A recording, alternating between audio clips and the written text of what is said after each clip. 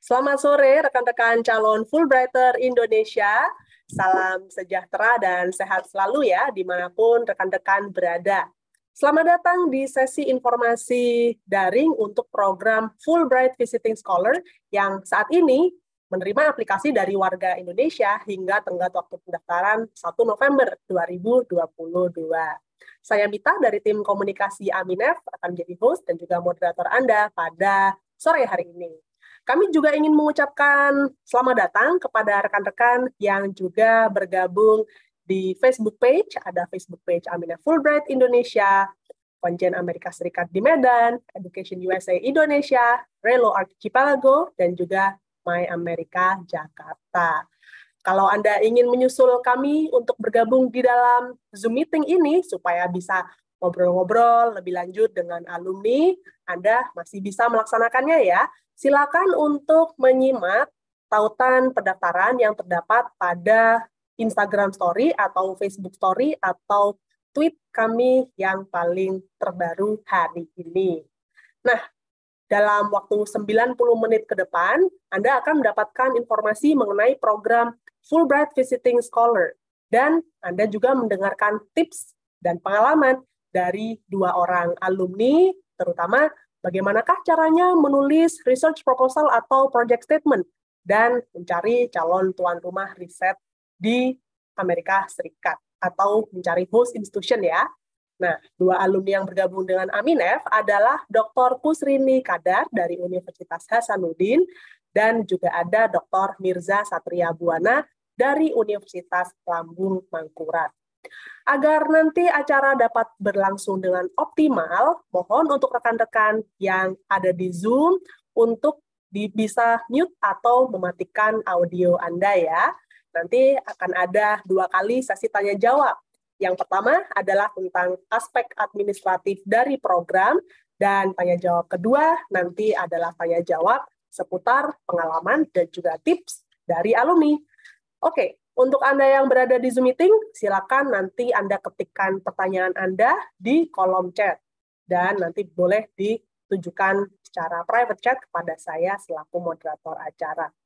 Apabila Anda bergabung melalui Facebook page, silakan Anda tinggalkan pertanyaan di kolom komentar siaran yang Anda saksikan di Facebook. Oke, rekan-rekan sekalian, sebelum kita memulai penjelasan tentang apa itu program Fulbright Visiting Scholar, kita akan saksikan video perjalanan beasiswa Fulbright di Indonesia ya. Berikut ini videonya untuk Anda saksikan dan selamat mengambil inspirasi.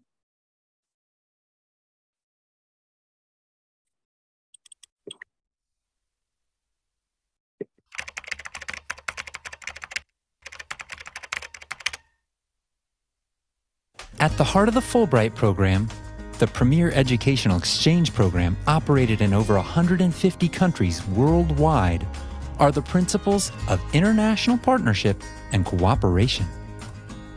For 65 years, the Fulbright program in Indonesia has supported more than 3,000 Indonesians and 1,200 Americans to study, do research, or teach in a variety of disciplines in our two countries. The partnership between Indonesia and the U.S. has been strengthened by Aminef, the binational Fulbright Commission that has managed the program here for 25 years.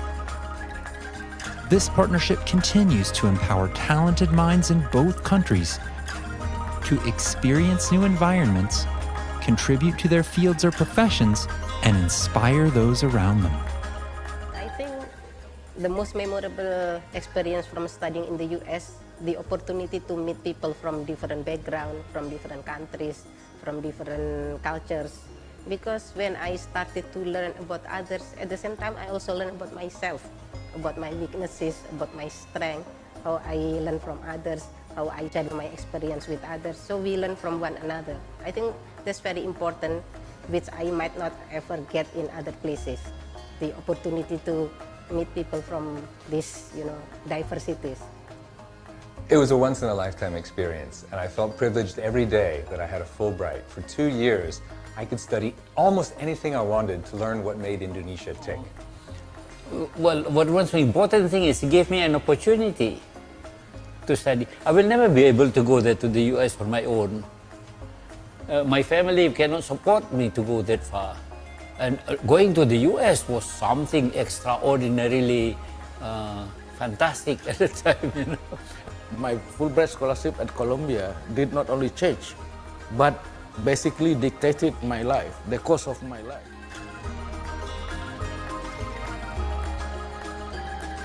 Over the last 65 years, Indonesian and American Fulbrighters have made important contributions in many fields: arts, science, economics, English language teaching, and various branches of humanities and social sciences. In a bigger picture, Fulbright has an immense impact on the mutual understanding among Indonesians and Americans. Fulbrighters have gone on to become prominent figures in their respective fields and communities. I have an opportunity to become a role model in the field of work that I choose to do. For example, as a journalist, I did a lot of coverages for the sake of the public, like exposing corruption. To name one Fulbrighter whose work I admire the most is Azumardi Azra. He builds up peace in the society, especially in the interreligious works. I brought improvement by transforming Institute of Islamic Studies into full-fledged university, because I believe young Muslims should be widened, their intellectual horizon should be widened. And I said, you can study, you can learn from any sources of knowledge, including US. Yeah. I immediately felt at home in Kendari, and then that's something that I want people to feel when they come to America or when they visit my home, is just welcome and comfortable and safe. To be a Fulbrighter is to be a citizen diplomat, and that means not only sharing my own culture coming from America and my own experiences, but even more than that, being a listener and a taker of all the culture that's around me in Indonesia. The Fulbright program continues to inspire the next generation of leaders and the communities which they serve. Well, I think Fulbright is different from other scholarships in that, frankly, I think it's the most prestigious and most competitive scholarship program in the world. And I think the other thing that sets it aside is the expectation that we all are going to contribute to each other's societies. Fulbright is unique because this is the legacy of Senator Fulbright. It's about public service. So if I'm a Fulbrighter and I don't do public service, I do not represent, the mission of Senator Fulbright. Let's say when I went back from the US, I started to teach. Actually, I was confused at that time if I really wanted to teach at the university or in another place. But the first day I returned to the university, my student came to me, please don't go again. And for me, to touch one's life, you cannot measure. This is like to touch the whole country. And for me, even if I have impact only to one student, that's enough, as long as he become a better person than myself. Through the Fulbright experience, we contribute to the development of both Indonesia and the US and inspire future generations of both nations. Ya, itu tadi video mengenai perjalanan Fulbright di Indonesia. Nah, sekarang saatnya Anda untuk menjadi Fulbrighter Indonesia berikutnya melalui program Fulbright Visiting Scholar. Langsung saja saya akan memulai untuk paparannya mengenai program Fulbright Visiting Scholar ini ya. Sebentar. Ya, berikut ini adalah paparan yang kami persiapkan untuk acara ini. Kesempatan riset pasca doktoral di Amerika Serikat dengan dukungan program Fulbright Visiting Scholar. Nah, seperti yang tadi rekan-rekan simak di dalam video ya, program Fulbright adalah program pertukaran pendidikan terkemuka Amerika Serikat, yang mana membuka kesempatan bagi mereka yang berasal dari berbagai kalangan di lebih dari 160 negara. Nah, beasiswa Fulbright pada tahun 2021 kemarin merayakan ulang tahun yang ke-75 di dunia. Kalau di Indonesia sendiri, program beasiswa Fulbright itu sudah berusia 70 tahun dan telah mendukung lebih dari 3.000 orang warga Indonesia dan 1.300 warga Amerika Serikat untuk studi, melakukan penelitian, atau mengajar di berbagai disiplin ilmu, yang sekaligus untuk mendekatkan hubungan antara kedua negara.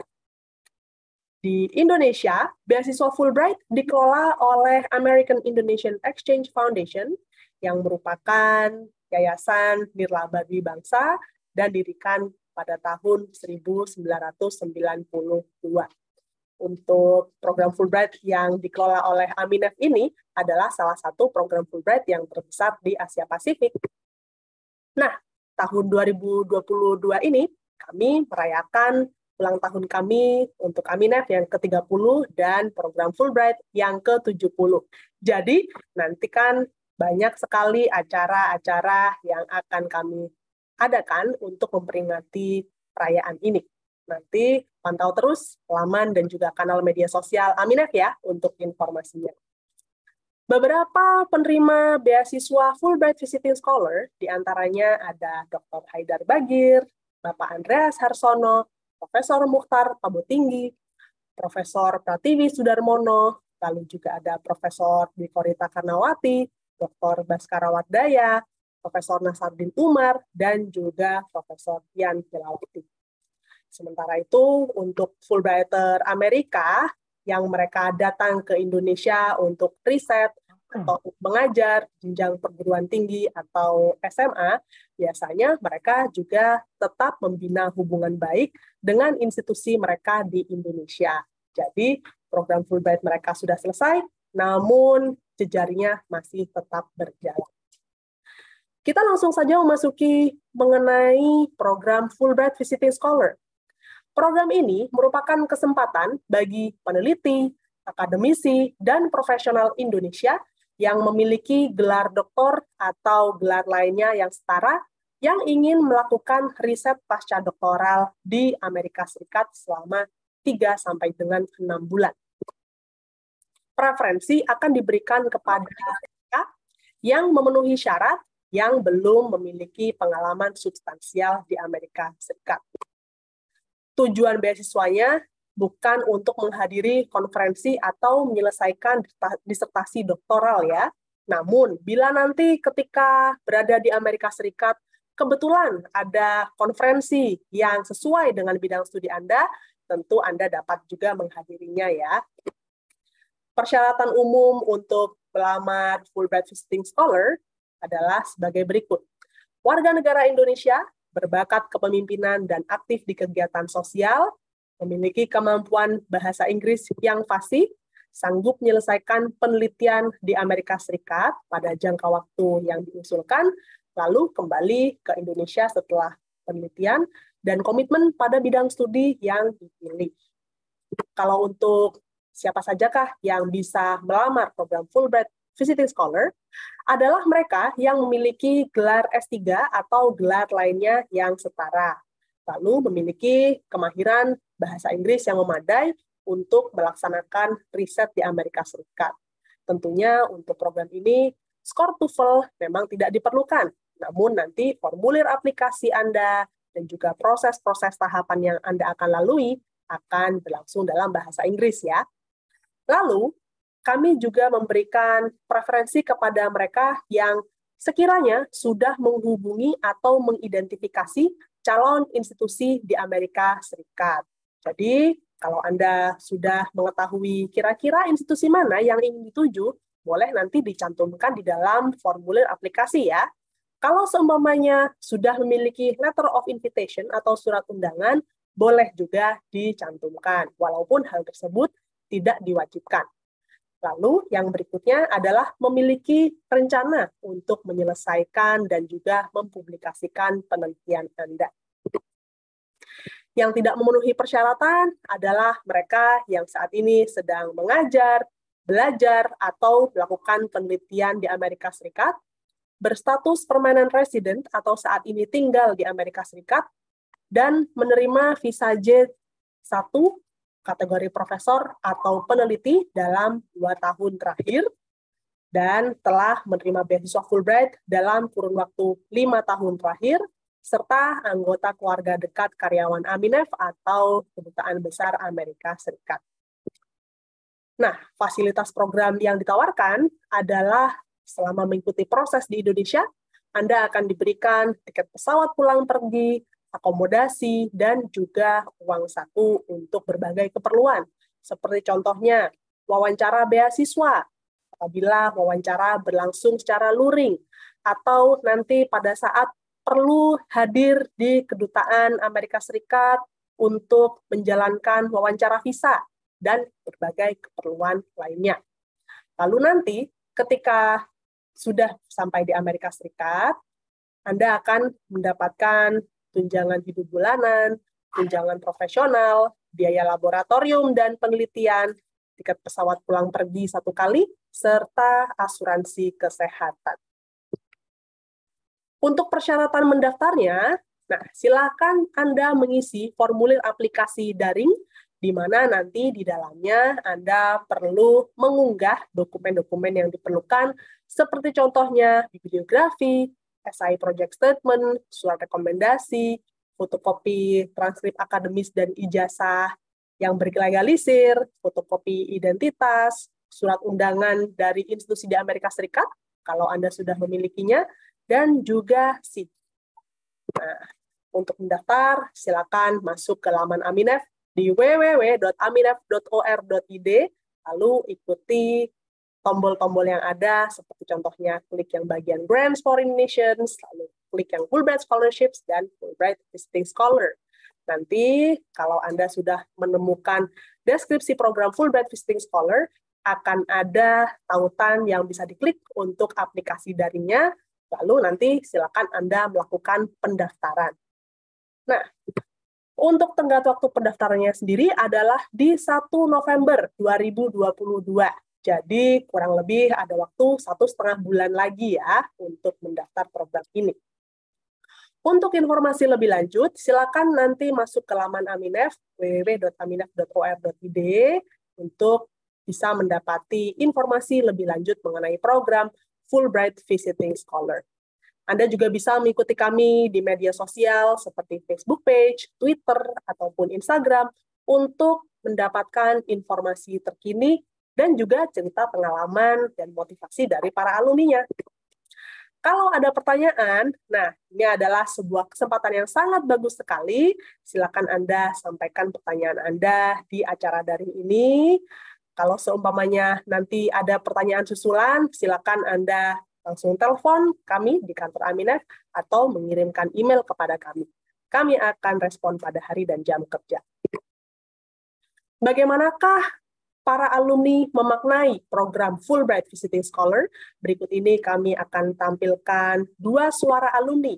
Yang pertama dari Profesor Ida Ayu Astarini, yang merupakan Fulbright Visiting Scholar tahun 2014. Nah, dia mengatakan bahwa program Fulbright Visiting Scholar memberikan sangat banyak manfaat, mulai dari melatih berpikir kritis, holistik, dan inovatif dalam melakukan riset, memperdalam kemampuan riset yang dia tekuni, serta kesempatan untuk mengunjungi tempat-tempat baru terkait dengan bidang riset, khususnya pemuliaan kentang. Program Fulbright Visiting Scholar juga memberi kesempatan untuk mengalami langsung sistem pendidikan di Amerika Serikat yang kemudian diterapkan pada anak didiknya di Bali. Dan publikasi 6 tahun terakhir terkait kultur jaringan kentang mengantarkan Profesor Ida Ayu Astarini mencapai guru besar di bidang bioteknologi. Dan beliau berpesan, mari ikuti program Fulbright Visiting Scholar yang pasti memberi reward yang melebihi ekspektasi Anda. Yang berikutnya, suara alumni dari Dr. Sultan Syahril Sabarudin, yang merupakan Fulbright Visiting Scholar 2014, dan ia berasal dari Kementerian Luar Negeri. Beliau mengatakan, I encourage all Indonesian scholars to apply for the Fulbright Visiting Scholar program and use the opportunity to pursue further and deepen their research interests.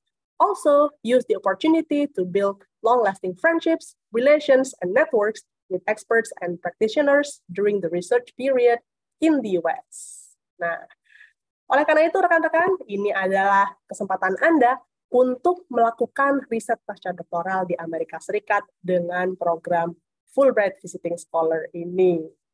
Baik, demikian untuk penjelasan mengenai program Fulbright Visiting Scholar. Sekarang kita akan memasuki tanya jawabnya ya.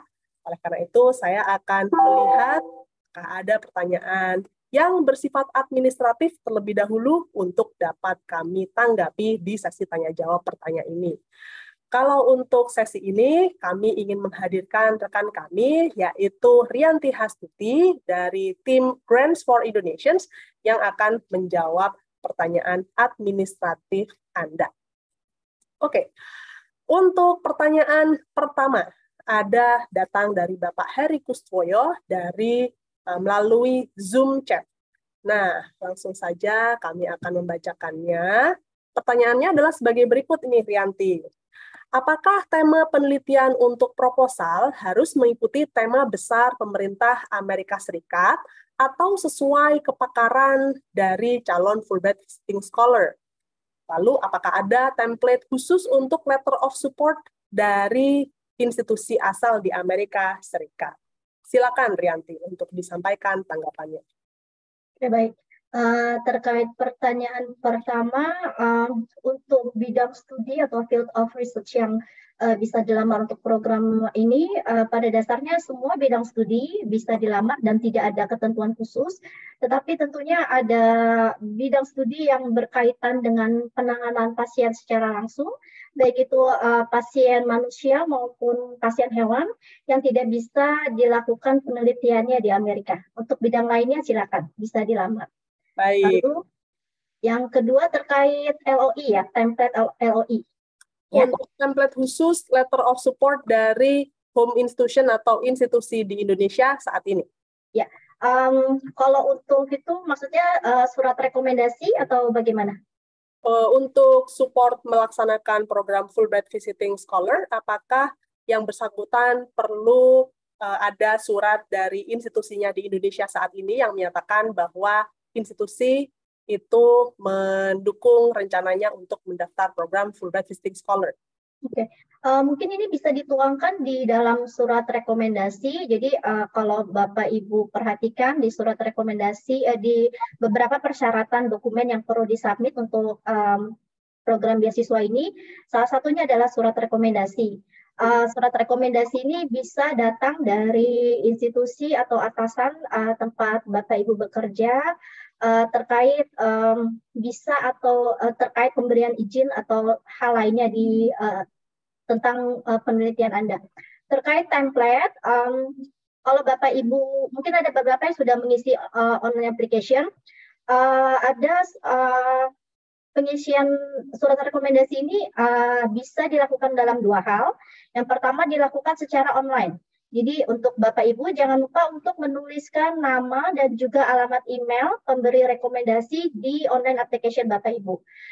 Untuk Bapak Ibu yang ingin mengisi secara online, maka nanti dari sistem akan mengirimkan link kepada email pemberi rekomendasi Bapak Ibu. Nanti silakan informasikan kepada pemberi rekomendasi Bapak Ibu untuk mengisi link tersebut dan melengkapi surat rekomendasi untuk Bapak Ibu. Di situ sudah ada otomatis, sudah ada template-nya. Sedangkan untuk Bapak Ibu yang ingin misalnya tidak bisa melakukannya secara online, Bapak Ibu bisa mengirimkan surat rekomendasinya bisa melalui email ke info.fulbright_ind ataupun bisa mengirimkan hard copy-nya ke alamat kantor Aminef. Oke, baik. Itu adalah jawaban mengenai surat yang diperlukan ya untuk mereka yang ingin mendaftar program Fulbright Visiting Scholar. Nah, pertanyaan kedua itu adalah terkait dokumen paspor. Salah satu penanya berasal dari institusi BRIN. Kalau seumpamanya dokumen paspor yang diunggah saat mendaftar online, untuk paspornya adalah paspor dinas atau paspor biru yang sudah habis masa berlakunya, apakah masih bisa dipergunakan? Karena biasanya paspor biru itu hanya bisa diperpanjang kalau ada kepastian berangkat ke luar negeri untuk program Fulbright Visiting Scholar. Jadi, apakah boleh menggunakan paspor biru tersebut? Kalau sudah tidak berlaku, sebaiknya tidak perlu di-upload di online application. Namun seandainya Bapak Ibu punya paspor hijau, itu bisa di-upload juga.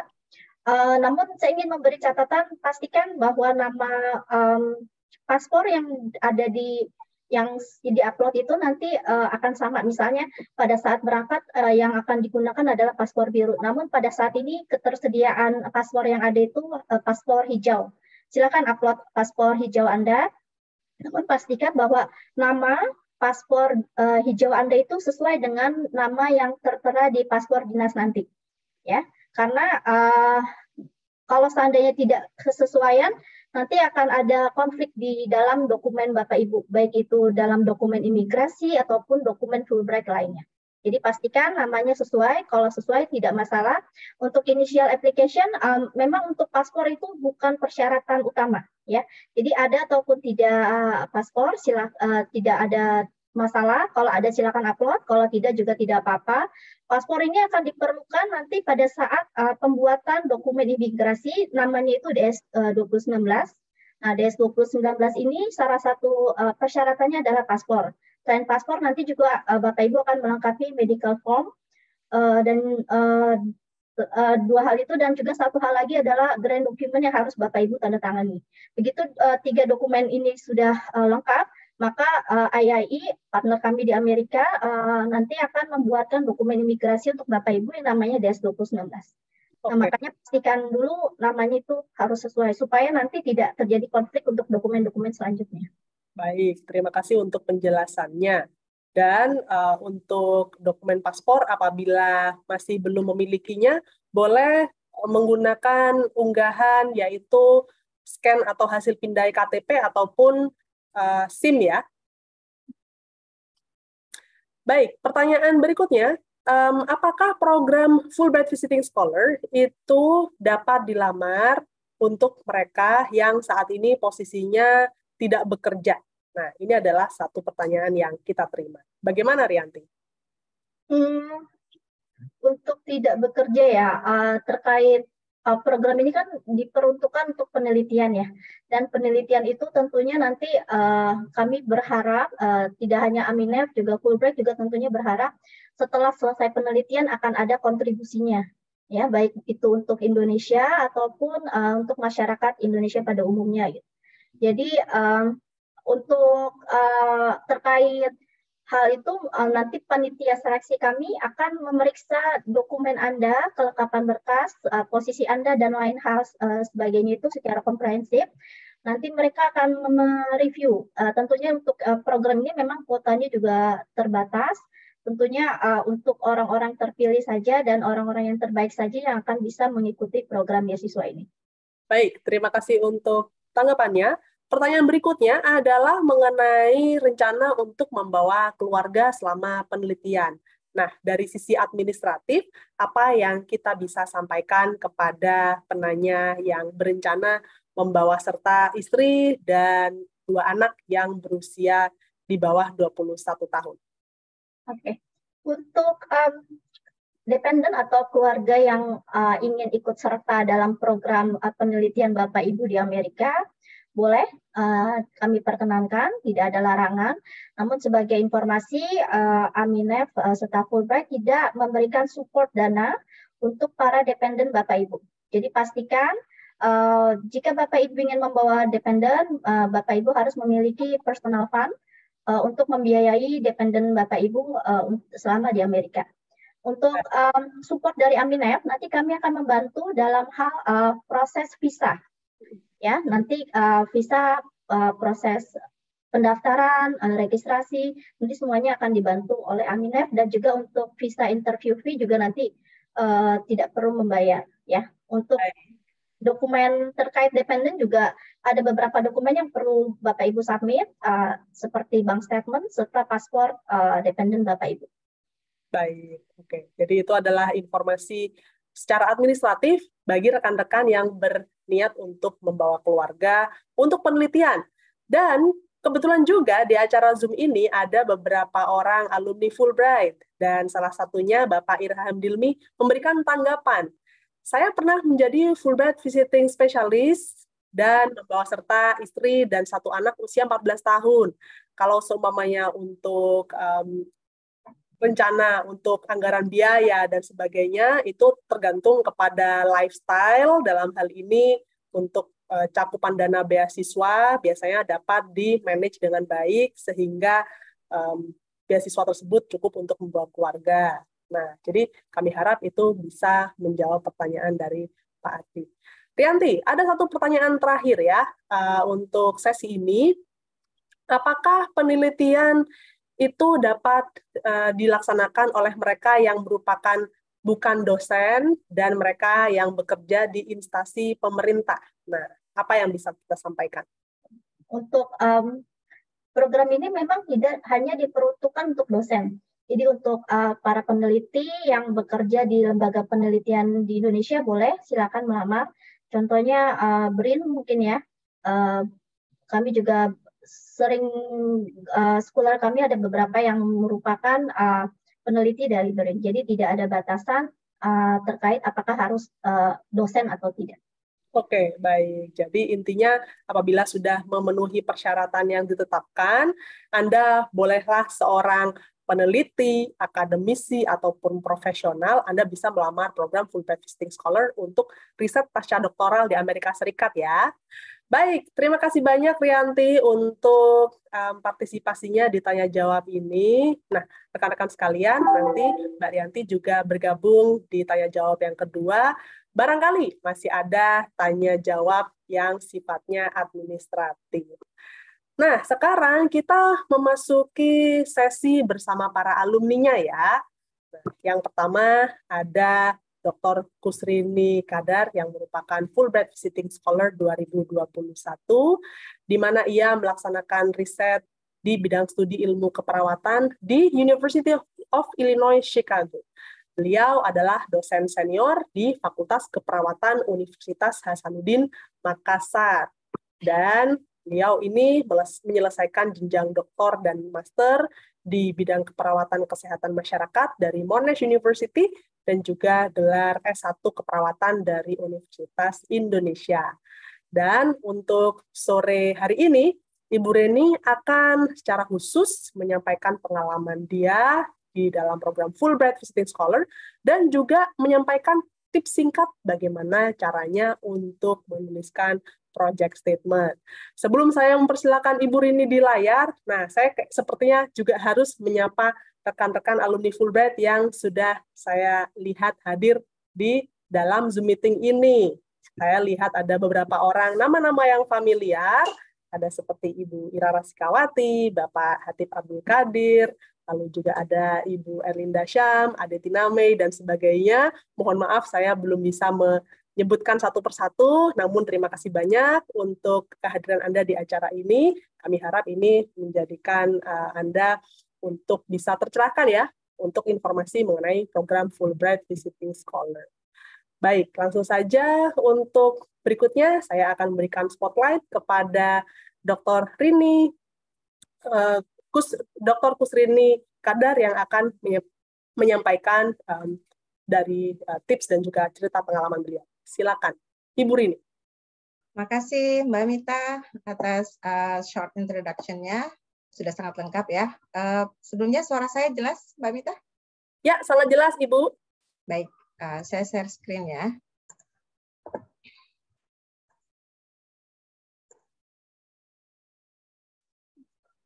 Oke. Kelihatan ya? Ya, sudah terlihat dengan jelas. Terima kasih sekali lagi Mbak Mita atas introduction-nya. Selamat sore teman-teman semua mungkin dari seluruh Indonesia ya yang berkenan hadir untuk sesi sharing information tentang Fulbright Visiting Scholar. Saya Kusrini Kadar dari Fakultas Keperawatan Unhas. Tadi Mbak Mita sudah jelaskan dan mungkin lebih ke arah secara singkat bagaimana saya membuat research proposal waktu itu sehingga dipertimbangkan oleh Fulbright untuk program ini. Jadi outline-nya pertama mengapa mengamar Fulbright, kemudian apa pencapaian personal dan profesional yang saya dapatkan dari program ini dan juga tentunya tips menyusun project atau statement di proposal. Untuk tadi sudah ya, saya lulus dari UI tahun 99, kemudian mengambil master dan doctoral study di Monash University. Kemudian saat ini saya dosen di Unhas, sampai sekarang research interest saya ke arah community health, health promotion, health education, dan ini yang saya kerjakan juga di Amerika waktu itu. Mengapa melamar Fulbright Visiting Scholar ya? Jadi tentunya kita semua tahu ya, Fulbright program itu kayaknya prestigious banget gitu. Kayaknya susah banget untuk nembus. Jadi terus terang teman-teman, saya juga awalnya juga bukan pesimis ya, tapi nothing tulus lah. Pokoknya di apply aja gitu. Jangan ada pikiran bahwa bisa lulus nggak ya, bisa lulus nggak ya. Tapi tentunya pertama kenapa saya mau apply untuk Fulbright ini karena memang sangat prestigious dan waktu itu sebenarnya saya sudah dapat juga di SAME dari program Dikti, tapi karena ke Australia waktu itu masih close border, sehingga saya mencari cara gimana caranya untuk bisa dapat postdoc program, dan ternyata Amerika masih membuka kesempatan itu. Yang kedua adalah tentunya memperluas jaring profesional. Niatnya adalah selama ini saya sudah punya channel misalnya di Jepang, di Australia, di Asia, ya Malaysia, mungkin Singapura, tapi saya belum pernah punya ada networking di Amerika. Jadi ini salah satu alasan juga kenapa saya memilih program ini, dan waktu pelaksanaannya termasuk 3-6 bulan itu termasuk make sense gitu. Kalau Dikti waktu itu kan hanya ngasih 3 bulan. Sementara kayaknya 3 bulan itu kayaknya agak sedikit sempit waktunya untuk melakukan penelitian. Nah, pencapaian apa yang saya dapatkan setelah program ini? Tentunya tadi karena niatnya adalah memperluas networking, jadi secara personal Amerika itu saya nggak pernah bermimpi bisa pergi ke Amerika. Thanks to Fulbright, akhirnya saya bisa ke sana, berkunjung ke tempat baru, kemudian menambah pengalaman, karena di sana saya juga dapat kesempatan untuk sit in di kelas, jadi saya bisa lihat juga gimana model pembelajaran universitas di sana, khususnya untuk nursing. Kemudian tentunya pengalaman bernambah teman, karena di sana saya bertemu dengan beberapa visiting scholars dari negara lain, kayak dari Korea, dari Jepang. Itu sangat benefit banget gitu loh, karena sampai sekarang kami saling kontak-kontakan dan sudah saling ada rencana-rencana misalnya kayak publikasi bersama-sama dengan mereka. Workshop yang tadi Mbak Mita sebutkan juga saya karena setelah di Amerika, Fulbright Amerika itu mereka juga memiliki program yang namanya enhancement experience seperti itu. Jadi semua Fulbrighters diberi kesempatan untuk mengikuti seminar. Jadi mereka menawarkan seminar. Kebetulan saya alhamdulillah dapat yang ke Colorado, Denver, Colorado. Di sana kami ikut seminar mengenai global health, global warming, yang tidak ada kaitannya dengan dunia saya, tetapi pas sampai di sana, oh iya ya, bisa juga global warming ini dengan health itu sangat erat kaitannya. Jadi menambah wawasan juga. Untuk yang profesional tentunya sampai saat ini hubungan baik dengan mentor saya itu sangat dekat, dan kami sudah berencana membuat proyek-proyek selanjutnya. Kemudian tentunya fakultas saya udah dikenal di UIC, jadi mereka itu sampai yang oh ya nanti kalau ada temennya mau datang lagi, sort of the things. Jadi mereka sangat excited juga untuk menerima kita. Nah, untuk saya masuk ke tips ini yang mungkin main talk hari ini. Jadi sebenarnya untuk project statement itu atau proposal itu nggak begitu panjang. Jangan memikirkan proposal yang sangat kompleks seperti kalau kita mau mengusulkan proposal ke hibah atau apa ya. Jadi ini hanya sekedar gambaran singkat mengenai apa yang kita inginkan. Jadi kayak di introduction itu betul-betul langsung punch lainnya itu apa sih? Kenapa kita mau meneliti tentang ini? Jadi waktu itu kan project saya adalah mau membuat sebuah instrumen, menerjemahkan instrumen health literasi untuk ibu.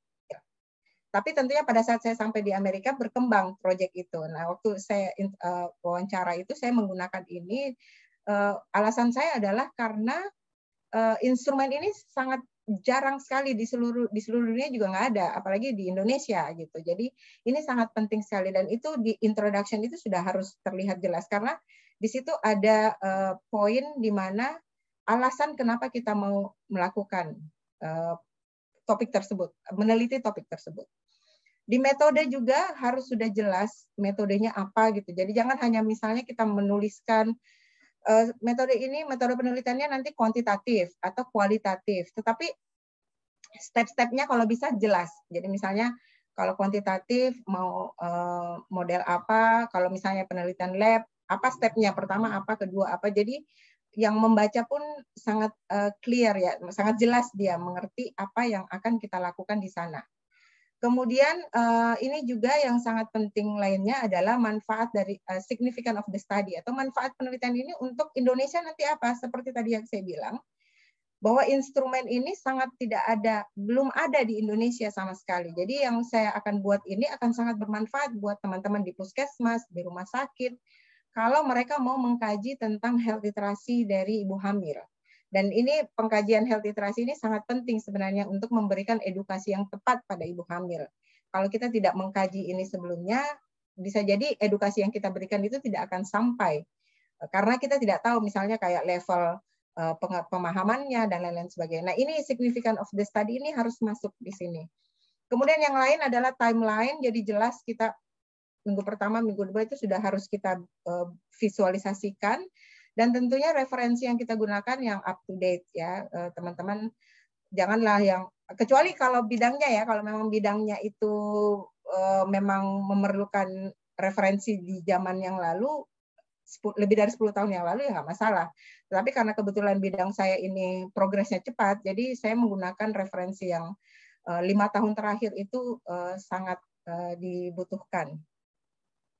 Nah, selanjutnya mungkin hal yang penting lainnya adalah karena kan sebelum kita apply, walaupun Mbak Mita tadi sempat sebutkan bahwa LOI itu tidak menjadi sebuah keharusan, tetapi kalau kita sudah bisa berhubungan dengan mentor di sana dan kita sudah memperkenalkan diri kita dan apa yang ingin kita lakukan, itu sesuai dengan ekspertise mentornya, ya itu akan sangat baik sekali. Karena ada beberapa pengalaman teman-teman sebenarnya ekspertisinya dia tidak sesuai dengan ekspertis, maksudnya yang mau dia teliti sebenarnya atau keahlian dia tidak sesuai dengan mentor yang menerima dia. Jadi akhirnya ada agak sedikit bukan masalah ya, nggak ada masalah sebenarnya, tapi mungkin agak lambat progres untuk penelitiannya karena masih mencocokkan lagi apa kira-kira yang cukup atau yang sesuai gitu. Nah, ini kita diskusikan dengan mentor sebelum kita, kalau saya pribadi, saya diskusikan, jadi sudah kenal dengan mentornya, sudah kirimkan proposal saya, ini yang saya mau teliti, kira-kira kamu bisa nggak? Kira-kira kamu sesuai nggak dengan yang saya ingin kerjakan? Dan kita sudah diskusi via Zoom sebelum saya lulus untuk dipanggil wawancara untuk dengan Fulbright. Jadi udah yakinlah bahwa di sana saya akan dibimbing oleh orang yang tepat, seperti itu. Yang saya bilang tadi, yang jelas harus ada kebermanfaatan buat Indonesia itu apa sih gitu. Jadi kenapa kita mau meneliti ini, harus bisa nanti kita pada saat wawancara kan, pada sesi wawancara kita akan ditanyain lagi, kira-kira kebermanfaatannya apa sih, topik kamu ini seperti apa. Jadi itu sudah harus memang betul-betul menjadi kayak kalau menurut saya ya, itu menjadi hal wajib yang harus kita bisa jelaskan kepada pemberi wawancara, kayak tadi Mbak Mita bilang bahwa apa yang akan kita sumbangkan nanti setelah kita kembali ke Indonesia, yang Mbak Rianti juga sebutkan. Kemudian buat sesuatu yang kemungkinan bisa diselesaikan at least dalam 6 bulan. Jadi jangan sampai kita tidak misalnya, wah ternyata berkepanjang nih, ya nggak apa-apa sih sebenarnya, namanya penelitian kan kita nggak tahu ya, terkadang dia memanjang. Tetapi paling tidak dalam 6 bulan waktu kita di sana, kalau memang kita mau mengambil 6 bulan, semua hal yang kita butuhkan dari si mentor itu sudah kita dapatkan. Sehingga kalaupun harus diteruskan di Indonesia, itu sisa tinggal pelaksanaannya aja. Gitu. Seperti contohnya proyek saya ini masih terus terang nggak bisa selesai pada saat saya di sana karena memang ada kayak etik apa segala macam itu kan harus menunggu. Tetapi paling tidak progres seperti pembuatan instrumen atau apa yang akan dinilai, cara mengevaluasi dan lain-lain sebagainya itu sudah lengkap semuanya dalam waktu 6 bulan itu bisa didiskusikan. Jadi teman-teman bisa memilih proyek apa yang bisa diselesaikan dalam waktu 6 bulan, maksimum 6 bulan. Kalaupun harus dilanjutkan di Indonesia ya tidak begitu banyak lagi yang akan dilakukan. Nah, itu mungkin hal penting lainnya yang bisa saya tambahkan dari pada saat waktu saya membuat proposal ini. Saya rasa nanti mungkin kita bisa banyak berdiskusi lewat tanya jawab kalau ada pertanyaan. Saya hanya menyampaikan good luck buat teman-teman dan mungkin kalau memang ada, kemarin sih beberapa sudah menghubungi saya juga, misalnya menanyakan tentang tips dan insya Allah saya bisa juga share kalau ada yang mau secara pribadi bertanya, silahkan. Terima kasih, saya serahkan kembali ke Mbak Mita. Assalamualaikum warahmatullahi wabarakatuh. Waalaikumsalam warahmatullahi wabarakatuh. Terima kasih banyak Dr. Kusrini Kadar yang sudah membagikan pengalamannya untuk menuliskan ya project statement ataupun research proposal. Nah, kebetulan di Zoom meeting ini juga ada pertanyaan, apakah harus ada supervisor atau calon supervisor di Amerika Serikat sebelum lamar program ini? Tapi Bu Rini sudah membahas sedikit. Lalu sebentar lagi akan dibahas lebih lanjut oleh pembicara kita yang kedua ya, yaitu Dr. Mirza Satya Buwana. Nah, saya bacakan sedikit bio Dr. Mirza. Beliau adalah Fulbright Visiting Scholar tahun 2021 untuk riset pasca doktoral di bidang hukum di Northwestern University. Beliau adalah dosen dan peneliti di Fakultas Hukum Universitas Lambung Mangkurat di Banjarmasin, meraih gelar doktor di bidang hukum dari University of Queensland, gelar master dari Universitas Islam Indonesia, dan gelar sarjana atau S1 dari Universitas Lambung Mangkurat. Tanpa berpanjang lagi, saya ingin mempersilakan Dr. Mirza atau Pak Mirza untuk bisa menyampaikan paparan dan juga tipsnya. Silakan Pak Mirza. Terima kasih banyak Mbak Mita. Assalamualaikum warahmatullahi wabarakatuh. Selamat sore Bapak Ibu sekalian. Apakah suara saya terdengar jelas Bapak Ibu? Ya, sangat jelas sekali Pak Mirza. Silakan. Oke, saya izin share ya Bapak Ibu. Saya diminta untuk bisa menjelaskan secara ringkas padat ya. Jadi semoga ini mencukupi waktunya. Semoga insya Allah mencukupi. Tadi Ibu Rini juga sudah sangat jelas sekali ya. Kami satu kota dulu di Chicago ya Bu. Tapi saya duluan datang kalau nggak salah ya. Saya 6 bulan dulu. Jadi saya datang September, 1 September sampai Maret 2022. Bapak Ibu sekalian, saya adalah visiting scholar di Frisker School of Law, University of Northwestern University di Chicago. Slide pertama ini sebenarnya saya ingin memvisualisasikan saja pengalaman saya dalam 2 gambar ini gitu loh. Jadi saya mungkin termasuk orang yang beruntung bisa 6 bulan di Chicago, ya kota yang mungkin sangat terkenal ya, kota besar tapi juga kota yang sangat terkenal secara akademik. Bapak Ibu kalau baca buku literatur biasanya penerbitnya either Oxford atau University of Chicago biasanya ya. Ya jadi saya berkesempatan secara formal saya mendapatkan host di Northwestern University, tapi karena Chicago juga kota akademik ya banyak ahli-ahli hukum di sana, maka saya juga berkesempatan untuk ya memiliki banyak teman dan juga memiliki jejaring di UC, University of Chicago. Jadi di utara dan selatan. Northwestern itu di kotanya, di Chicago-nya, sedangkan kalau di Chicago agak ke bawah sedikit ya. Nah, ini pengalaman yang sangat luar biasa Bapak Ibu sekalian dan tanpa meremehkan pengalaman S3 saya dulu gitu ya. Jadi saya rasa pengalaman saya postdoktoral 6 bulan, itu surpass lah pengalaman doktoral saya gitu.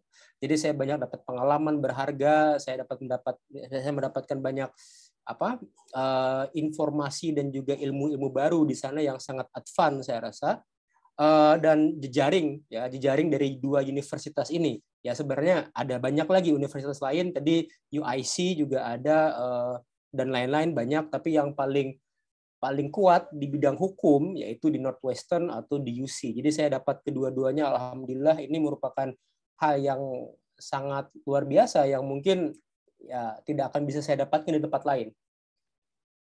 Nah, slide kedua, saya mendedikasikan ini sebenarnya khusus untuk kawan-kawan yang berbackground hukum atau sosial sebenarnya, karena saya lihat memang ada beberapa alumni Fulbrighter juga hukum, ya kita punya Profesor Bagirmanan misalnya, mantan Hakim Agung, ya itu juga Fulbrighter. Tapi saya ingin mengencourage saja gitu loh. Kenapa sih Amerika Serikat ini sangat cocok untuk postdoktoral gitu ya? Yang pertama, bagi orang hukum kita mengetahui bahwa Amerika Serikat itu melting pot-nya sistem hukum Barat. Jadi hukum Barat itu menyatunya di Amerika Serikat. Misalnya seperti negara bagian Illinois itu adalah dulunya mantan koloni Prancis, kemudian baru diambil oleh Inggris. Jadi mereka punya sistem Prancis, ya civil law, sama seperti kita di Indonesia dan juga punya sistem hukum Inggris. Waktu saya S3 di Australia, saya hanya mengenal hukum Inggris. Tapi di Northwestern, ya saya banyak ketemu orang Prancis malahan. Gitu ya. Jadi banyak hal-hal yang baru di sana. Kemudian gerakan-gerakan hukum progresif gitu ya sociological jurisprudence, hakim-hakim top yang kita hanya bisa baca dulu ya waktu di S1, S2, oh ini ternyata hakimnya dulu pernah sekolah di sini dan lain-lain gitu loh. Itu semua banyak di Amerika Serikat Bapak Ibu sekalian, dan tentu sangat menarik kalau kita bisa belajar dari tempat aslinya tentunya. Kemudian juga kalau bicara kasus-kasus atau kita menyebutnya sebagai preseden, itu sudah banyak preseden Marbury versus Madison, ya kan, dan kasus-kasus judicial review lainnya yang sangat terkenal di bidang hukum. Amerika Serikat juga tempat kelahiran judicial review, ya pengujian konstitusional oleh Mahkamah Agung maupun dengan Mahkamah Konstitusi, banyak doktrin-doktrin terkenal juga di Amerika Serikat. Terutama kalau dalam konteks kajian saya, yaitu kajian saya adalah perbandingan hukum tata negara. Ini Amerika Serikat tentu pilihan yang paling rasional saya rasa, ya terutama untuk postdoktoral di Northwestern maupun di UC itu banyak memiliki segudang profesor dalam bidang kajian perbandingan hukum tata negara, dan I'm so grateful to meet them ya person. Jadi itu seperti apa ya? Seperti ketemu sama idola. Kita ketemu sama orang yang dulu bukunya kita baca waktu S1 gitu loh, Ibu sekalian. Jadi waktu S1 saya baca bukunya Tom Ginsberg, itu tahun 2005 saya baca bukunya, dan saya ketemu sama dia langsung gitu loh. Jadi kayak apa ya? Kayak ketemu sama idola gitu loh. Ya. Oke, ini materi saya yang substantif saya rasa ya. Saya akan bicara soal strategi menulis aplikasi dan juga mencari potensi host institution di Amerika Serikat. Ini based on my experience Bapak Ibu sekalian, yang tentu juga sangat subjektif tentunya ya. Nah, yang pertama saya ingin menjelaskan dan juga menerangkan pengalaman saya yang mungkin juga agak sedikit konyol ya. Saya itu tahun 2020 ya, tahun 2020 saya membuat akun daring untuk lamar Fulbright itu lebih awal Bapak Ibu sekalian, karena mungkin saya terlalu well prepare ya. Jadi saya Bapak Ibu sekalian lulus doktoral itu tahun 2017. Ketika lulus saya sudah mentargetkan saya akan postdoc di Amerika Serikat. Jadi saya sudah searching Aminef gitu ya, sudah searching Fulbright dan lain-lain. Saya sangat well prepare. Saya sudah kontak beberapa supervisor dan lain-lain, host gitu ya, teman-teman dari website dan lain-lain gitu. Tapi mungkin karena terlalu semangat ya, saya itu bikin akunnya itu 3 Maret 2020. Saya masih ingat tuh. Saya bikin akunnya 3 Maret 2020. Nah, ternyata saya ikut aplikasi yang lama gitu. Jadi application yang sudah ada itu application yang sudah berakhir tapi masih ada, saya pakai itu dan ternyata harus diulang lagi.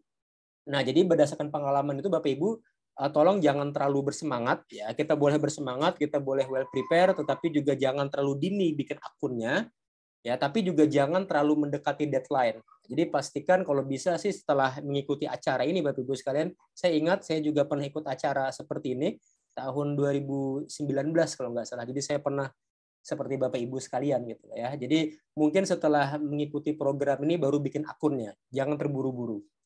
Nah, kemudian menulis motivation statement, ya ini tentu sangat penting. Motivation statement bagi kawan-kawan yang dulu pernah menerima beasiswa S3 ataupun S2 dari donor asing, saya rasa cukup berpengalaman ya sebagai pemburu beasiswa. Saya kebetulan juga pemburu beasiswa. Jadi motivation statement saya rasa nanti kita bisa elaborate di question and answer ya. Dan tentu dua pemberi rekomendasi. Saya menyarankan pemberi rekomendasi sih adalah orang yang tahu benar kualitas Bapak Ibu. Ya, tentu biasanya orang-orang itu adalah mentor atau supervisor kita dulu di S3 atau di S2. Saya kebetulan dua-duanya itu mentor saya ya di Australia dan sangat welcome sekali, sangat supporting sekali dan alhamdulillah lulus ya.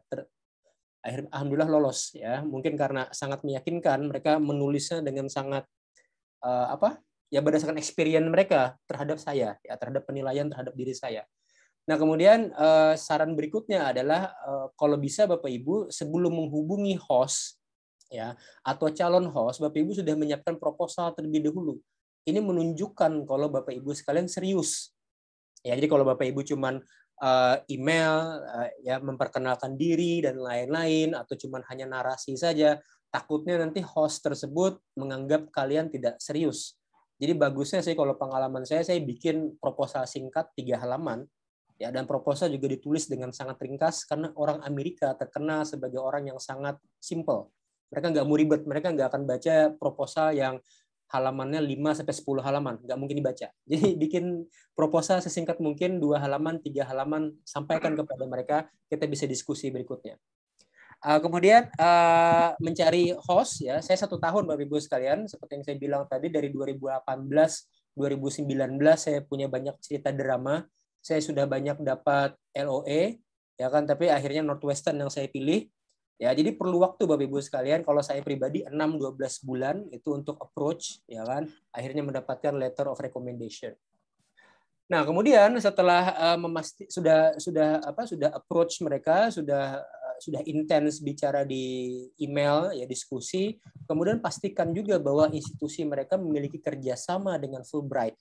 Nah, ini sesuai dengan pengalaman saya. Jadi dulu pertama kali saya itu kenalan ya itu dengan Profesor Tom Ginsberg dari UC. Ya, jadi di UC itu saya sudah approach dia, tapi kemudian dibilang, Mirza, saya sangat mau menerima kamu, tapi permasalahannya UC tidak punya kerjasama dengan Fulbright.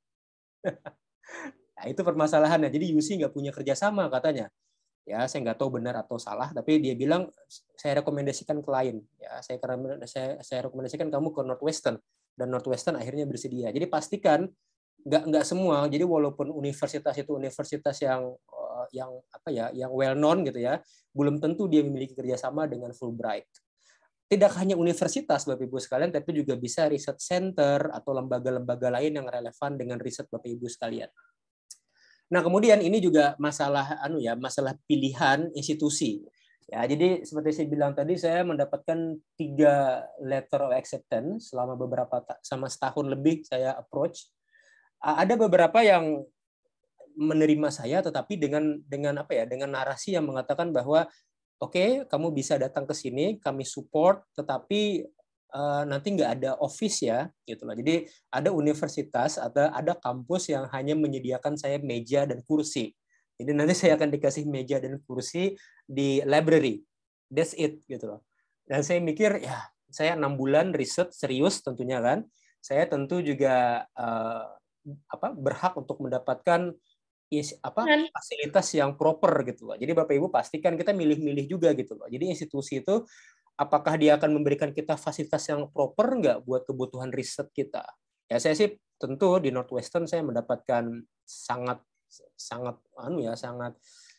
prestisius gitu ya. Saya mendapatkan banyak kesempatan dan juga fasilitas di sana. Karena kita tentu seperti saya bilang tadi 6 bulan waktu yang lama, kita tentu harus mendapatkan fasilitas yang mencukupi, terutama kalau Bapak Ibu perlu lab ya.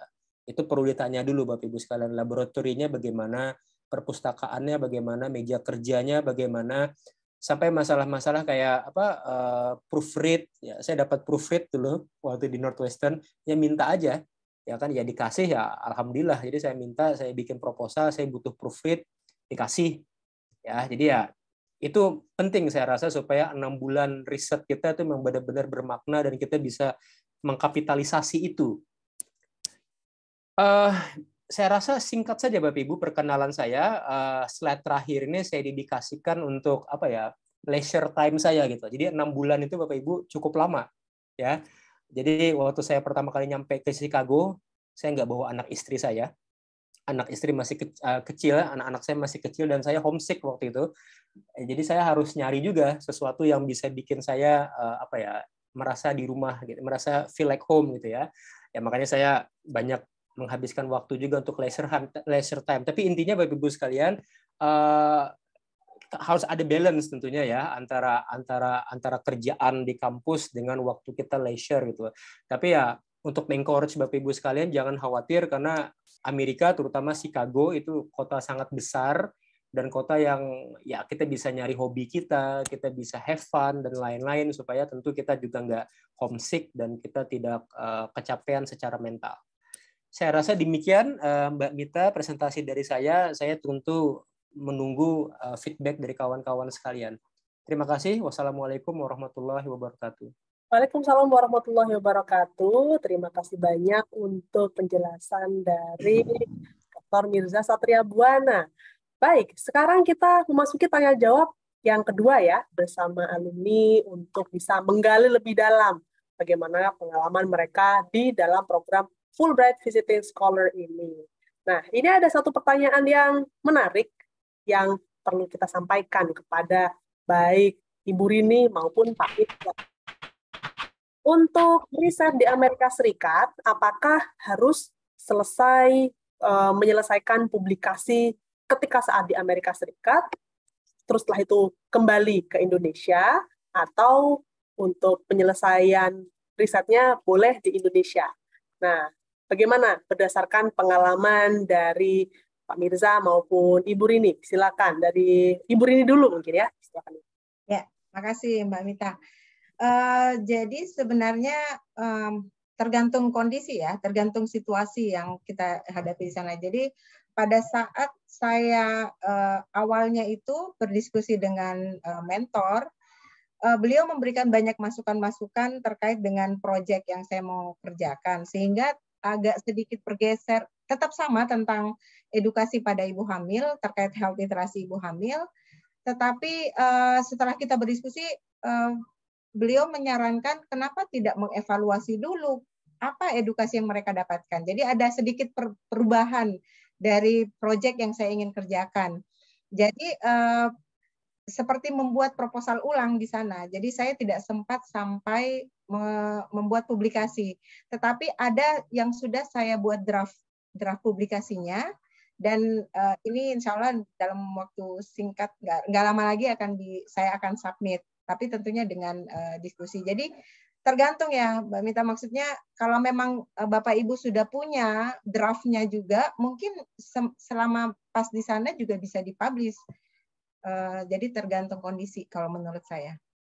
Baik, terima kasih banyak untuk tanggapannya. Bagaimana untuk tanggapannya dari Pak Mirza? Silakan Pak Mirza. Ya, pertanyaan bagus ini ya. Saya rasa sih Fulbright nggak ada ngasih kewajiban ya bahwa 6 bulan atau 3 bulan harus submit di jurnal Q2 atau Q mana gitu loh ya. Ya jadi Fulbright saya rasa sangat understanding ya, sangat pengertian sekali Fulbright dan juga sangat fleksibel. Ya, saya tahu juga ada banyak pemberi donor ya, tahu sendiri ya, saya nggak perlu sebut namanya gitu ya. Itu yang sangat demanding gitu kan. Oh pokoknya 6 bulan harus selesai gitu ya, harus submit dan lain-lain, otherwise nggak akan dapat lagi grant dan lain-lain nggak. Tapi kalau Fulbright saya rasa kita easy going saja gitu, karena mungkin Fulbright memahami bahwa riset itu perlu waktu, gitu. Riset itu perlu proses gitu, dan prosesnya itu kadang-kadang ada back and forth gitu ya, ada ups and down dan lain-lain. Tadi Bu Rini bilang ada perubahan dan lain-lain. Saya juga riset saya itu agak berbeda juga ketika saya nyampe ke Northwestern, kemudian saya ketemu sama beberapa teman di UC, kok ada yang asik ya gitu loh. Ada sesuatu mungkin yang bisa kita elaborate lagi gitu. Jadi fleksibel gitu loh. Jadi itu sih saya yang sangat bersyukur bisa mendapatkan Fulbright, kita tidak merasa kita nggak ditarget apa-apa gitu loh. Jadi kita bisa riset dengan tenang buat Ibu sekalian. Beda dengan donor sebelah, saya nggak perlu nyebut namanya. Demikian. Baik, terima kasih banyak untuk tanggapannya. Nah, ini ada pertanyaan berikutnya yang saya rasa ingin saya lemparkan juga kepada kedua Fulbrighter kita. Nah, apakah untuk program Fulbright Visiting Scholar ini jadwalnya memungkinkan untuk misalkan mengikuti pelatihan di Amerika Serikat untuk menambah skill sambil melaksanakan riset di sana? Misalnya kalau misalkan ada training untuk analisis data atau yang lainnya. Nah, itu bagaimana kalau berdasarkan pengalaman dan atau pengamatan dari Anda berdua? Silakan dari Bu Rini dulu. Iya, jadi tentunya sangat possible banget ya. Justru saya waktu selama di sana yang target saya juga adalah mencari workshop-workshop yang bisa menambah skill penelitian saya. Yang saya sangat bersyukur sekali karena terakhir itu sebelum saya pulang, mungkin sebulan atau 1,5 bulan sebelum pulang, mentor saya menyuruh saya untuk ikut mengisi kayak course untuk etik.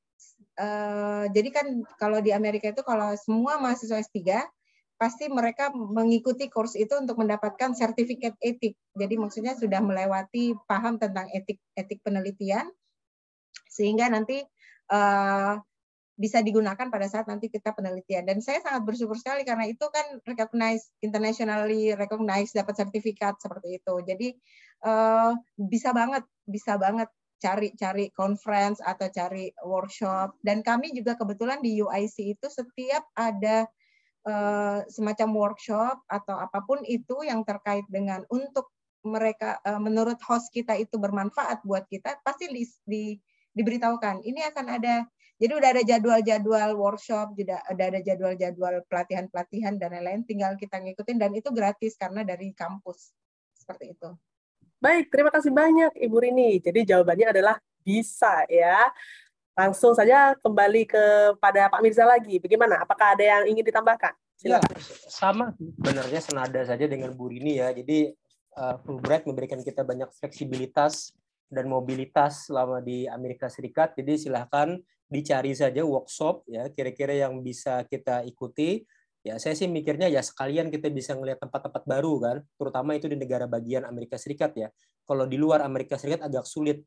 Misalnya kalau di Kanada dan lain-lain, tapi di Amerika Serikat saya rasa sudah banyak sekali workshop-workshop yang dapat kita gunakan ya, kesempatan selama 6 bulan itu tentu harus kita lagi-lagi kita kapitalisasi sebaik-baiknya. Dan tambahan Fulbright kan memberikan professional development, jadi ada funding untuk itu, khusus untuk itu. Jadi nggak ngambil dari stipend kita tiap bulan, memang ada khusus untuk itu. Jadi nggak perlu khawatir kayak Pak Mirza bilang kita mau ke other state gitu nggak masalah karena ada dari Fulbright juga untuk menyediakan. Intinya adalah bagaimana bisa memanfaatkan waktu sebaik-baiknya selama periode riset ya. Iya, betul. Iya. Baik. Terima kasih banyak untuk tanggapannya untuk pertanyaan kedua ini. Nah, yang berikutnya saya ingin mencoba untuk memanggil atau mengundang salah satu peserta acara untuk bisa menyampaikan pertanyaan langsung kepada Pak Mirza dan juga Ibu Rini. Apakah Nur Cayatu ada di sini untuk bisa menyampaikan pertanyaan? Apabila ada dan memungkinkan secara teknis, boleh silakan disampaikan pertanyaannya melalui video dan audio, atau audio saja apabila koneksi internetnya belum memungkinkan. Silakan, apakah ada di sini untuk Nur Cayatu? Ada, Mbak. Ya, oke, baik. Silakan langsung saja. Baik, selamat sore Bu Rini. Ketemu di sini malahan ya. Halo, Mbak Caca. Tadi iseng bertanya, kok malah diminta untuk on-cam. Baik, untuk Bu Rini dan Pak siapanya tadi, mohon maaf agak sedikit lupa. Mungkin ini pertanyaan secara umum yang sebagai pemula kami ya untuk mencoba gitu. Yang pertama adalah bagaimana sih tips untuk bisa mendapat koneksi begitu ya, untuk bisa mendapatkan promotor dari negara luar, karena mungkin ada beberapa institusi yang ketika kita mencoba menghubungi itu sering menanyakan apakah kamu sudah punya MOU dengan kami. Nah, itu yang pertama.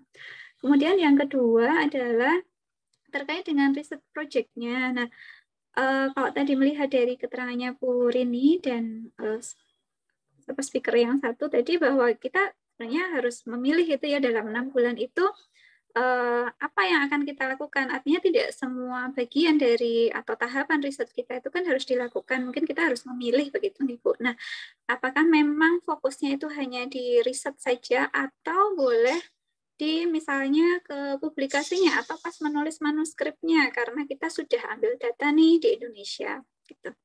Ya, terima kasih. Terima kasih atas pertanyaannya. Kalau begitu saya persilakan dari Ibu Rini dulu ya untuk menjawab, nanti setelah itu Pak Mirza. Silakan Ibu Rini. Ya, makasih Mbak Mita.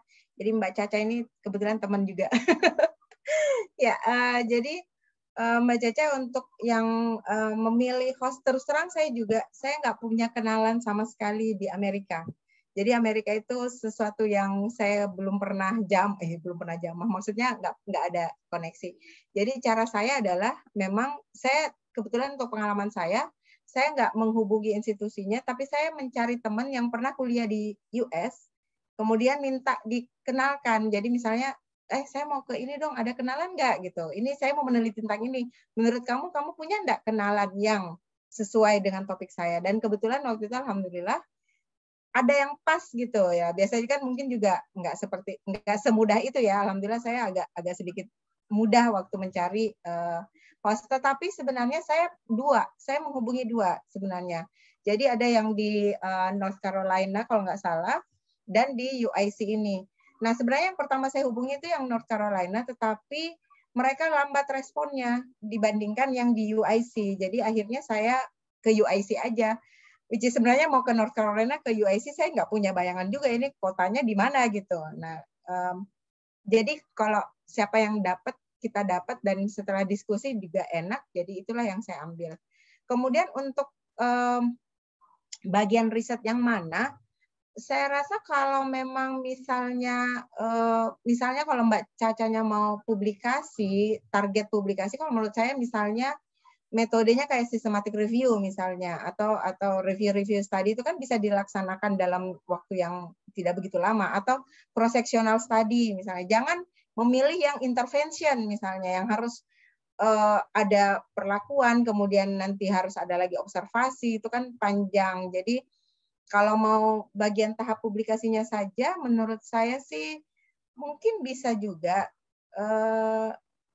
nggak tahu, mungkin Pak Mirza ada masukan juga, tapi kalau menurut saya sih mungkin bisa aja, tapi digantilah menjadi tetap sebuah proyek penelitian, jadi menjadi review study gitu. Jadi bukan hanya sekedar saya mau publish nih gitu, saya udah punya proposal draft manuskrip, itu mungkin agak sedikit berbeda dengan yang penelitian seperti itu. Kalau menurut saya Mbak Caca, gitu Mbak Mita. Terima kasih banyak Ibu Rini untuk tanggapannya.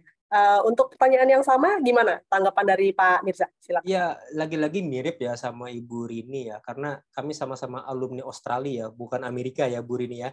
Jadi kita sama sekali nggak tahu gitu loh, ini kita mau ngubungin siapa gitu. Tapi kan kita punya website ya, kita punya internet ya, tentu kita berikhtiar lah gitu kan, mencari nama-nama besar itu kan. Nah, jadi seperti saya bilang tadi, saya 1 tahun lebih itu mengkontak beberapa universitas. Pertama saya dapat dari Durham. Ya, saya dapat dari Durham, udah oke semua, tapi ternyata Durham mengatakan bahwa mereka bisa datang ke sana, tapi segala halnya nanti online kata mereka. Jadi saya mikirnya kalau kita online ya ngapain gitu kan. Akhirnya saya milihlah ke Northwestern dan beberapa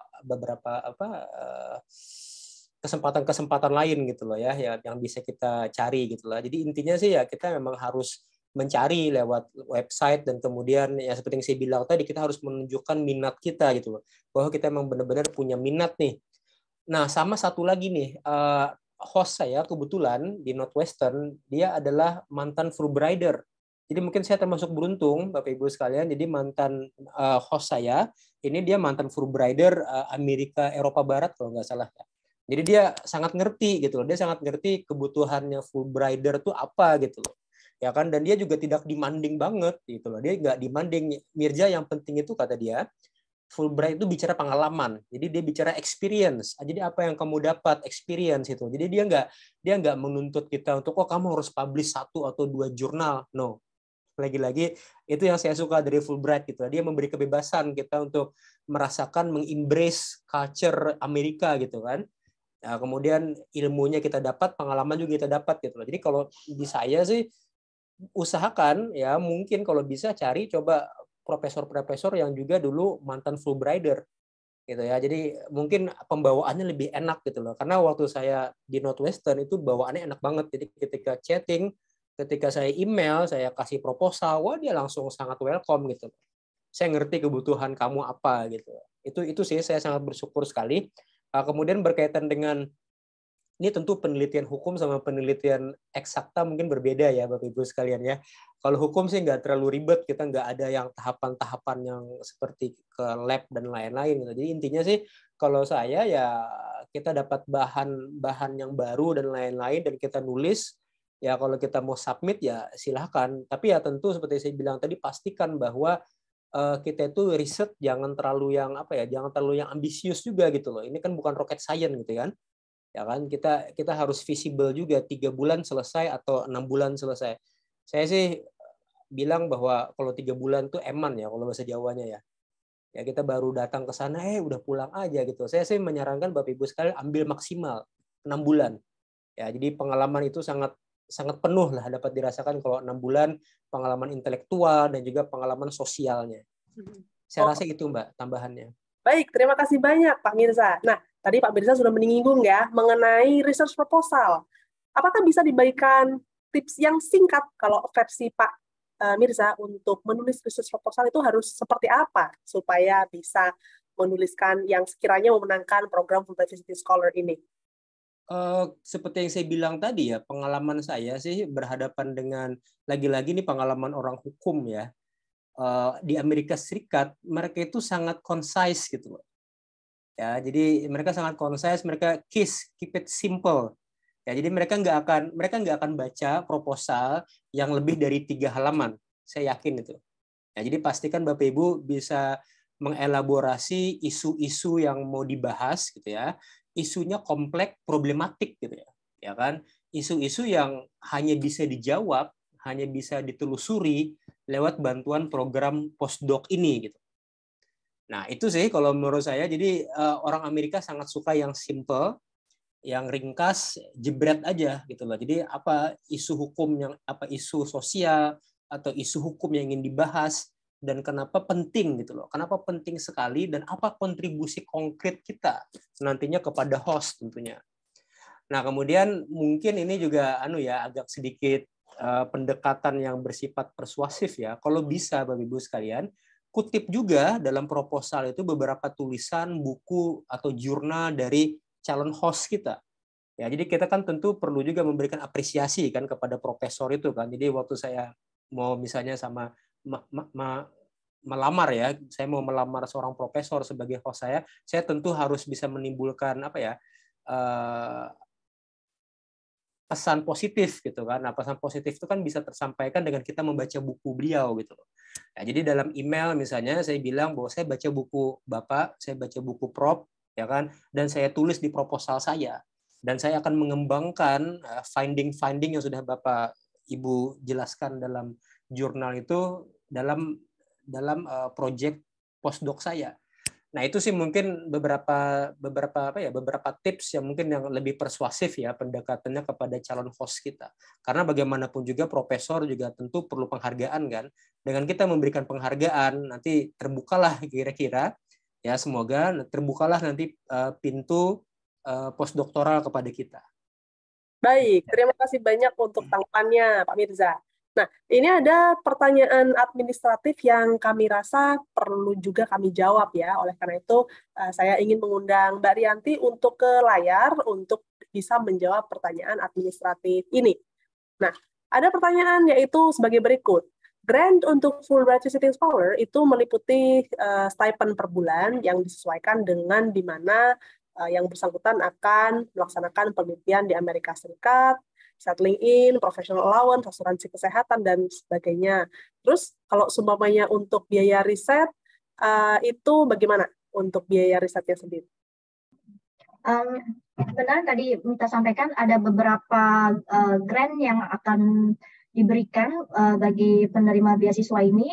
Jadi tidak hanya stipend saja yang akan nanti diberikan, ada beberapa benefit yang akan diterima nanti. Contohnya tadi seperti yang Mbak Mita sampaikan, ada settling in, lalu ada professional allowance, ada asuransi kesehatan, dan juga tiket pesawat pulang pergi. Sedangkan untuk biaya riset secara spesifik, jika memang diperlukan biaya untuk riset ini, mungkin Bapak Ibu bisa menggunakan professional allowance yang sudah diberikan dalam grant Bapak Ibu nanti. Lalu untuk jumlah professional allowance sebagai informasi yang akan diberikan itu bergantung dengan berapa lama durasi penelitian Bapak Ibu. Maksimal untuk allowance yang diberikan professional allowance ini untuk 6 bulan adalah sebanyak $1.125. Oke, baik. Terima kasih banyak untuk tanggapannya, Rianti. Nah, ini ada pertanyaan kedua untuk yang berkaitan dengan Fulbright Visiting Scholar. Nah, sebentar ya. Penanya adalah seorang yang dulu pernah menerima beasiswa Fulbright juga untuk studi yang dimulai tahun 2011. Nah, jadi pernah melamar beasiswa Fulbright dan menjadi Fulbright grantee tahun 2011. Lalu setelah itu melanjutkan studi dengan visa F1, lalu baru lulus S3-nya di tahun 2021 menggunakan visa F1. Pertanyaannya terkait dengan batasan yang disebutkan, yaitu boleh bagi yang telah 5 tahun menerima beasiswa Fulbright, apakah yang bersangkutan sudah bisa melamar program Fulbright Visiting Scholar ini ya, atau harus menunggu beberapa tahun terlebih dahulu? Oke. Biasanya memang ada masa tunggu untuk jika ingin mengambil program Fulbright lainnya, jika sebelumnya merupakan Fulbrighter juga. Seperti yang Mbak Mita jelaskan di awal, di slide itu terhitung ada masa tunggunya, dan itu terhitung pada saat Anda kembali ke tanah air. Ya, jadi bukan sampai kapan Anda berakhir visa J1-nya itu bukan terhitung dari sana, tapi terhitung dari kapan, tahun berapa Anda kembali ke Indonesia. Setelah melewati masa tunggu itu, silakan bisa melamar program Fulbright Visiting Scholar. Ya, terima kasih banyak untuk tanggapannya. Nah, terus setelah itu ada satu tanggapan lagi nih dari penerima beasiswa Fulbright sebelumnya, dari Ibu Yekti Widyaningsih. Nah, ini beliau menyampaikan pengalamannya. Ibu Yekti pernah menjadi Fulbright Visiting Scholar di Penn State University pada tahun 2014. Lalu supervisornya membolehkan untuk another visiting scholar lagi untuk sesudah program tersebut. Tapi hingga saat ini sangat sulit untuk meninggalkan kampus karena staf pengajar di tempat beliau mengajar itu sangat sedikit. Jadi, beliau ini menceritakan pengalamannya ya. Jadi masih sedikit sehingga pimpinan yang ada di institusi di Indonesia itu belum mengizinkan untuk bisa lamar lagi. Begitu. Jadi kalau untuk solusinya adalah misalkan ingin melamar Fulbright Visiting Scholar ataupun mungkin riset lainnya, memang sebaiknya ditanyakan dulu ya kepada institusi yang ada di Indonesia saat ini, karena biasanya untuk dosen itu dia memiliki kuota seperti misalkan saat ini tahun sekarang siapa yang bisa keluar dari atau cuti sementara untuk bisa melaksanakan riset ataupun studi dan lain-lain sehingga memastikan tidak ada posisi kosong gitu ya untuk nanti di kampusnya. Baik, terima kasih banyak Ibu Yekti untuk pengalamannya. Nah, terus sama ada juga ini pesan dari Ibu Yekti kepada rekan-rekan yang hadir di Zoom meeting ini. Kalau semuanya ada yang berminat untuk melaksanakan riset di bidang kehutanan, boleh nanti silakan hubungi Ibu Yekti melalui chat secara privat ya, untuk bisa beliau kenalkan dengan supervisornya di Amerika Serikat dulu. Wah, ini jadi adalah sebuah kesempatan yang sangat baik ya, apabila ada rekan-rekan di sini yang memang melaksanakan atau ingin melaksanakan riset di bidang riset pasca doktoral di bidang kehutanan tersebut.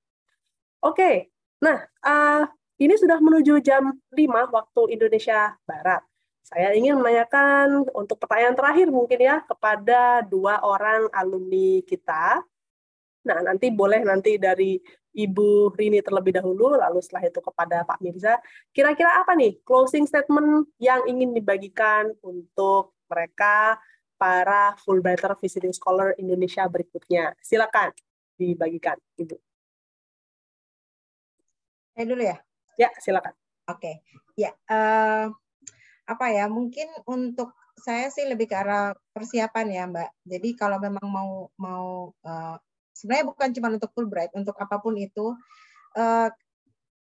pastikan benar-benar semua kayak dokumen-dokumen itu sudah ready to be submitted gitu. Terus terang saya ada beberapa yang saya harus bolak-balik mengirim ke Fulbright karena terjadi misunderstanding-nya saya, bukan dari pihak Aminef ya. Mereka sangat, teman-teman di Aminef, supporting staff-nya benar-benar sangat support banget gitu. Kalau ada yang kurang, Bu Rini, ini masih kurang, ini tolong dikirimin. Nah, menurut saya, apalagi misalnya saya tinggal di Makassar, saya kuliah dulu di UI. Untuk mendapatkan legalisir ijazah dan transkrip itu kan sangat susah dan membutuhkan waktu. Jadi teman-teman mohon dipersiapkan itu semua dengan baik, segala dokumentasi sebelum apply. Jadi nanti pada saat apply memang sudah benar-benar peace of mind, dan ya berdoa aja mudah-mudahan dapat lah gitu. Yakin dapat insya Allah. Baik, terima kasih banyak Ibu Rini. Untuk yang berikutnya silakan dari Pak Mirza. Ya, lagi-lagi mungkin agak mirip dengan Bu Rini tadi ya. Jadi Fulbright ini adalah beasiswa yang menurut saya sangat detail ya. Jadi saya pernah dapat beasiswa dari Australia, Belanda, dan lain-lain, itu tidak sedetail Fulbright saya rasa. Jadi banyak hal-hal detail yang perlu kita benar-benar baca dulu gitu loh. Kemudian baru kita bikin gitu loh ya. Nah, saran saya sih memang harus detail dan juga harus well prepare. Jadi kalau saya pribadi, saya ngelamarnya itu untuk tahun depan gitu, tahun depannya lagi gitu loh malahan ya. Jadi jangan, kalau saya sih, saya bukan tipe orang yang bisa kebut semalam. Saya pribadi nggak bisa kayak gitu. Jadi saya harus belajar dari pengalaman gitu ya. Jadi pengalaman yang dulu bagaimana dan lain-lain gitu. Jadi aplikasi Fulbright itu saya lihat satu-satu dulu gitu. Saya baca dulu nih petunjuknya apa. Dan jawabannya itu harus benar-benar bisa membaca pertanyaan itu Bapak Ibu sekalian. Jadi take your time, jangan terburu-buru, ya kan? Dibaca jawabannya, dibaca pertanyaannya di aplikasi itu, dibaca benar-benar gitu loh. Dikontemplasikan dulu, baru ditulis dengan tenang, ya kan? Baru dikasih filenya apa namanya, dibikin di folder gitu loh. Itu kalau saya seperti itu. Jadi sudah sangat well prepare. Oh nih jawabannya untuk aplikasi ini, aplikasi ini dan lain-lain gitu.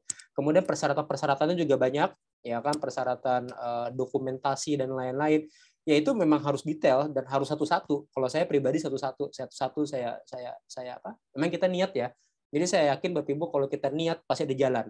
Ya kan, jadi kalau kita niat ada, tentu kita akan berusaha semaksimal mungkin nih untuk bisa mendapatkan semua step-step itu. Jadi step itu kita checklist, oh udah selesai semua nih. Pada akhirnya ketika sudah tersubmit semua application-nya, kalau pengalaman saya sih kita submit and forget gitu. Jadi ketika udah submit, udahlah kita lupakan lah. Saya seperti itu ya, dengan beberapa aplikasi beasiswa lain. Saya juga jujur nggak menyangka gitu, ternyata saya masuk shortlist ya Fulbright, padahal saya nggak ada ekspektasi berlebihan. Walaupun saya mengusahakan sebaik mungkin, tapi at the end kita forget lah. Ya kan, tapi insya Allah Bapak Ibu sekalian yakinlah kalau kita memang punya niat itu tentu akan selaras dengan ikhtiar kita gitu, ikhtiar kita yang detail dan lain-lain gitu loh, yang pada akhirnya tentu bermuara kepada keberhasilan, insya Allah. Baik, terima kasih banyak untuk closing statement atau kalimat penutupnya dari Ibu Rini dan juga Pak Mirza. Mari kita berikan tepuk tangan secara virtual kepada kedua pembicara kita pada sore hari ini.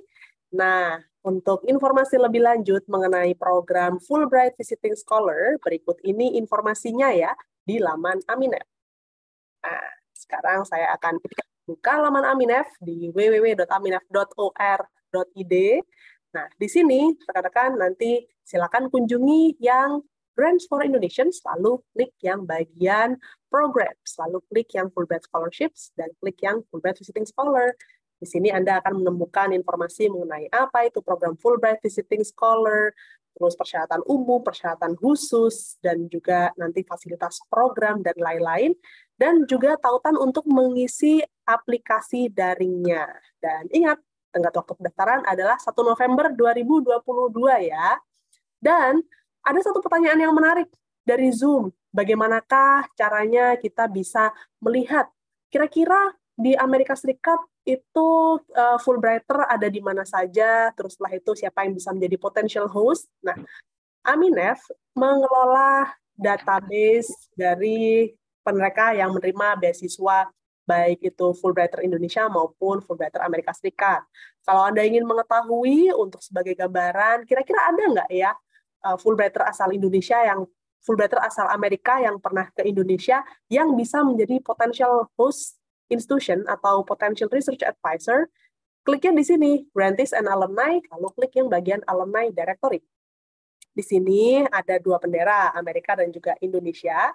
Klik yang bendera Amerika untuk database penerima beasiswa Fulbright asal Amerika Serikat yang pernah ke Indonesia. Kalau diklik nanti Anda akan menemui 1.300-an nama. Nah, nanti silakan Anda klik atau search berdasarkan entah itu bidang studinya ataupun nanti berdasarkan institusi di Amerika Serikat yang sekiranya sesuai dengan profil Anda. Begitu ya untuk informasinya.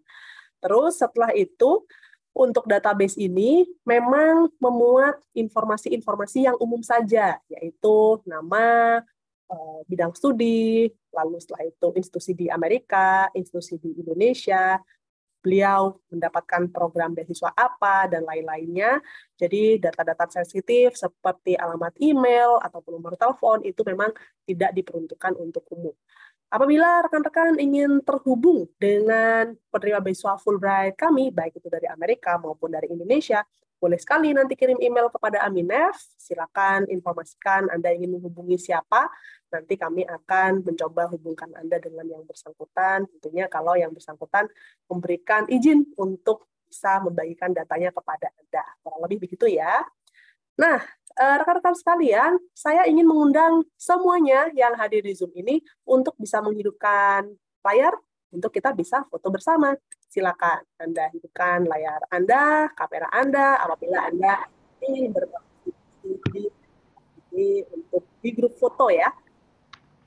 Silakan, saya akan lihat kira-kira ada berapa layar yang terbuka. Kita akan menangkap layar yang sekiranya kameranya terbuka saja ya. Sejauh ini serta ada tadi angka tertinggi di 72 orang, per saat ini ada 60 orang. Kita lihat tuh, ya ada kurang lebih 2 layar yang nanti akan kami tangkap untuk virtual group foto. Baik, sudah siapkah semuanya? Kita akan sama-sama menghitung mundur ya. 1, 2, 3. Baik, terima kasih. Nah, sebentar, tahan dulu posenya. Untuk tangkapan layar kedua, ya, kami akan hitung mundur kembali, karena kami nanti belum tahu ya, akan masuknya di layar keberapa, yang ke-1 atau yang kedua. Oke, saya akan mulai lagi untuk hitungan mundurnya. 1, 2, 3. Baik, terima kasih banyak untuk partisipasi Anda dari awal acara hingga akhir, hingga virtual grup foto ini. Semoga acara sesi informasi Fulbright Visiting Scholar pada sore hari ini bermanfaat bagi Anda, calon Fulbright Visiting Scholar Indonesia yang berasal dari seluruh penjuru Nusantara.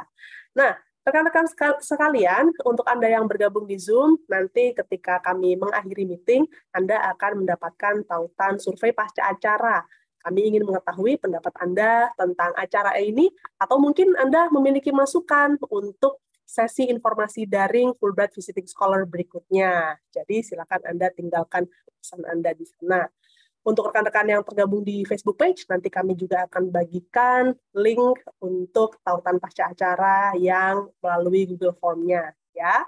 Dan untuk video ini, video rekaman ini, acara yang saat ini digelar, nanti akan tersedia di akun YouTube Abinef untuk bisa disaksikan ulang. Apabila Anda ingin mengulang kembali tips dan juga pengalaman ataupun informasi lainnya tentang program Fulbright Visiting Scholar, Anda bisa nonton lagi untuk acaranya.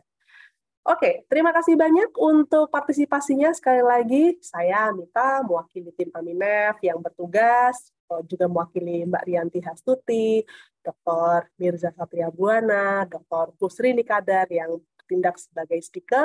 Undur diri terlebih dahulu. Salam sehat selalu, selamat berakhir pekan. Sampai jumpa di acara berikutnya. Selamat sore.